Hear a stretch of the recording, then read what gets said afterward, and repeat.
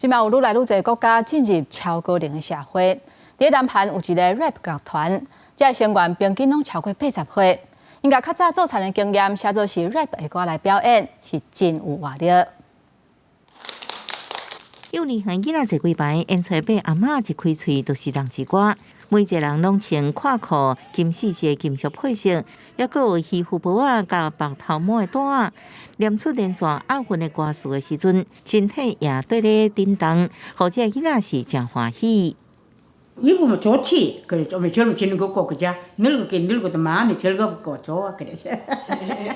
81岁保全生甲七个工会好朋友住伫上庆北道车国郡，平常时是做田，细汉散车无法度好好读册。这几年参加社区老人中心的韩语课，伊伫网络看到人之讲唱表演，真有兴趣，有同学组成乐团，户名叫做顺衣甲七公主，运用课程学的家己写歌、家己讲唱，创作内容也拢是阿嬷熟悉田内底代志。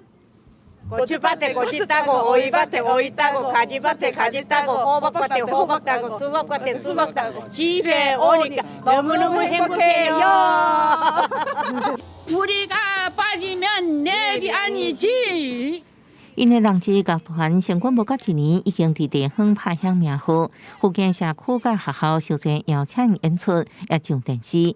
目前，美将团成员有100多人 ，YouTube 影片业绩的浏览次数也超过77000。